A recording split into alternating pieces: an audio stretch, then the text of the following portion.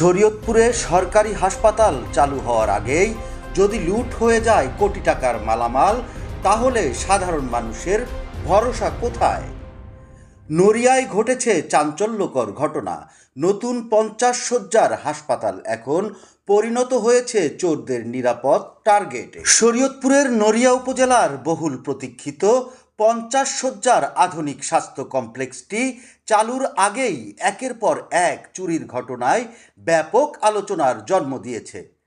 স্থানীয় সূত্রে জানা যায়, গত সপ্তাহে গভীর রাতে দুর্বৃত্তরা হাসপাতালের একাধিক কক্ষের তালা ভেঙে জেনারেটরের কয়েল, এসি ও অন্যান্য মূল্যবান বৈদ্যুতিক সরঞ্জাম চুরি করে নিয়ে যায়।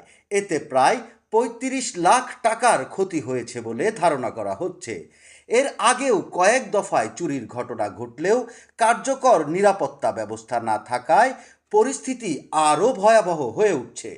স্থানীয়দের অভিযোগ, কোটি টাকার সরকারি প্রকল্প হওয়া সত্ত্বেও দীর্ঘদিন অচল ও অরক্ষিত অবস্থায় পড়ে থাকার এটি এখন চোর চক্রের টার্গেটে পরিণত হয়েছে। স্বাস্থ্য অধিদপ্তরের অধীনে 2020-21 অর্থ বছরের প্রায় 51 কোটি টাকা ব্যয়ে নড়িয়া পৌরসভার বৈশাখীপাড়া এলাকায় 4 তলা বিশিষ্ট এই হাসপাতাল নির্মাণ করা হয়। এখানে আধুনিক চিকিৎসা সুবিধা, আইসিইউ ইউনিট সহ উন্নত চিকিৎসা সেবা দেওয়ার পরিকল্পনা ছিল, কিন্তু প্রশাসনিক জটিলতা ও আদালতের মামলার কারণে এখনও এটি চালু করা সম্ভব হয়নি। সিভিল সার্জন কার্যালয় জানিয়েছে, হাসপাতালটি এখনও তাদের কাছে হস্তান্তর হয়নি।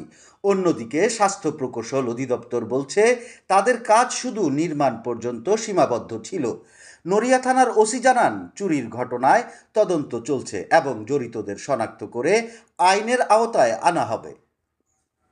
কোটি টাকার হাসপাতাল যদি চালুর আগেই নিরাপদ না থাকে, তাহলে সাধারণ মানুষ কিভাবে নিরাপদ থাকবে?